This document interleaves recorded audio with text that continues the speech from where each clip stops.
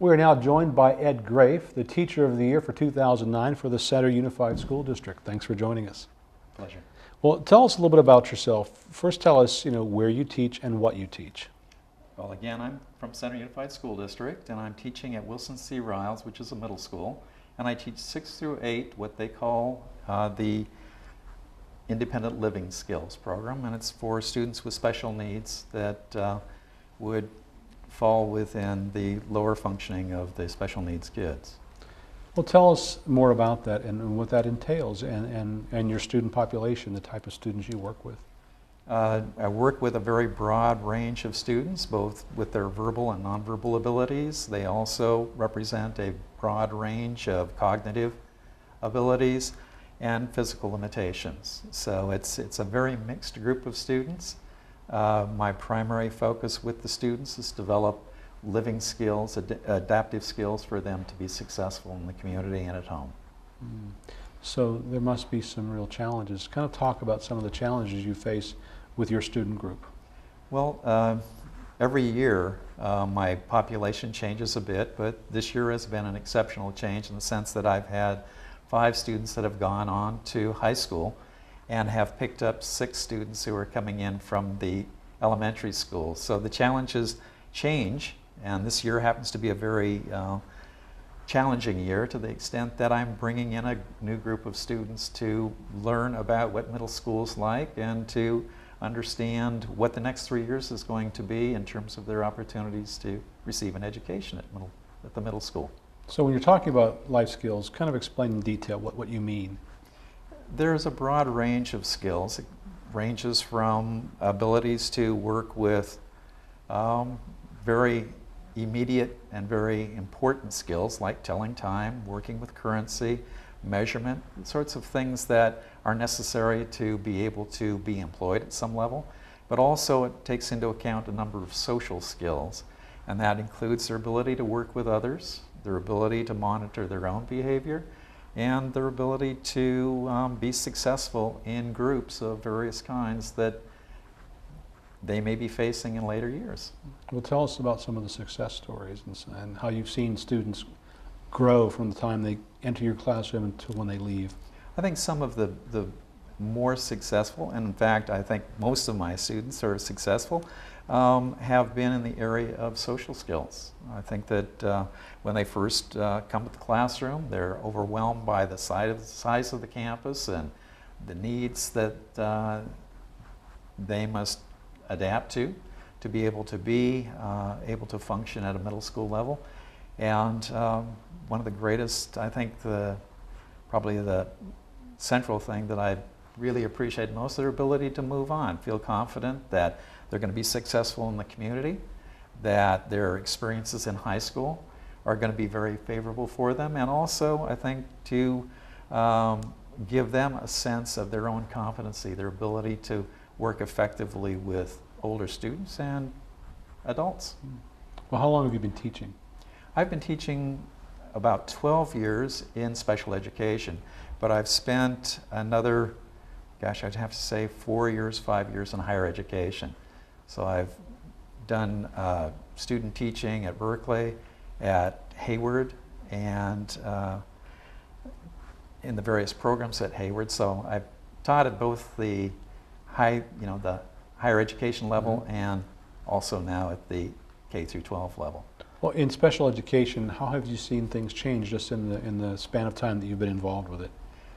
In terms of the student population, I think I'm dealing with a much more needy population, a population that is much more demanding in terms of the services that they receive.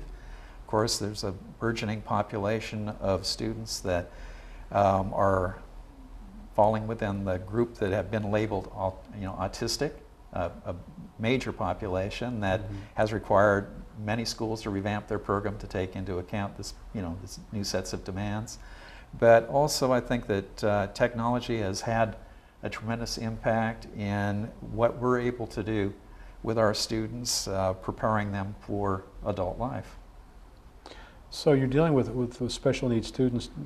How do you deal with motivating them to learn a new skill when it seems awfully challenging? That's a really good question, because I think that that's probably the central issue that confronts special educators, and particularly students with lower skill levels. And one of the things, I think the major thing, is to develop in the student a sense of competency.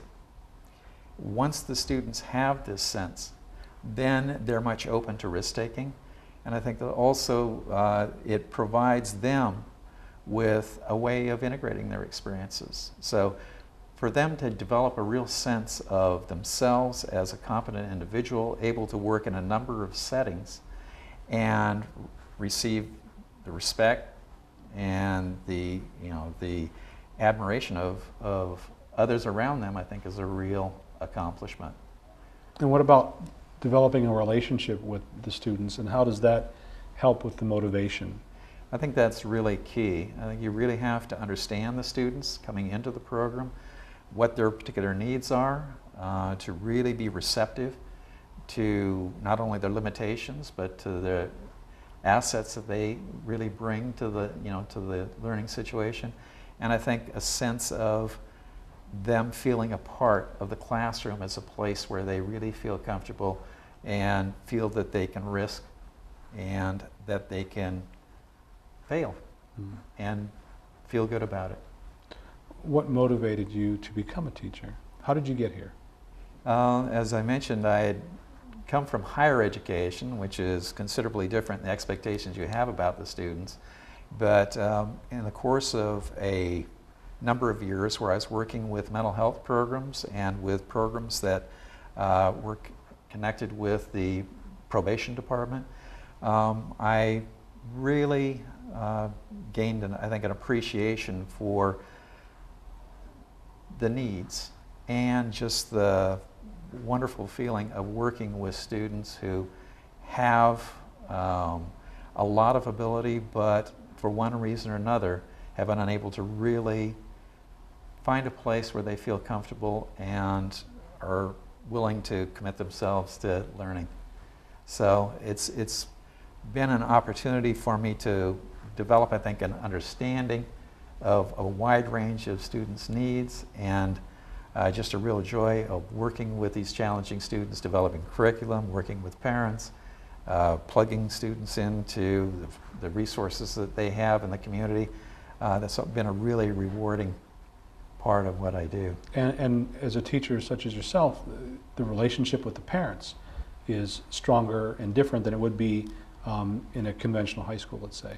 Absolutely, absolutely. You're so dependent on the parent. They're the ultimate source of knowledge about their student. They know what their strengths are, what their weaknesses are. They've worked with them in situations that are really much more demanding than our school day. I have to respect and really appreciate the role of the parent in the education process. Without the parent really being involved, it makes the education process a much more difficult one, and certainly less rewarding for the student. True. How did you react to being named as Teacher of the Year for Sacramento Unified? I was really pleased for our district to be recognized by the entire district as a teacher is one thing, but to really be recognized as a special ed teacher is also, I think, extremely rewarding, because it really, I think, shows more than anything that there's a real sensitivity in our district and in our school to the special requirements of working with special needs students. And I think our district is really, as a school, are really sensitive to the needs of special needs students. So I was flattered, and I really feel that I'm just more or less a conduit for a lot of people really working to make the learning experiences best they can and as rewarding as they can for my students. So I really take it as being a recognition of the work that special education and related service providers really do for the children. Well, we appreciate your time very much, and congratulations. We've been speaking with Ed Graef, who is the Teacher of the Year for 2009 for the Center Unified School District. Thanks for joining us. Thank you.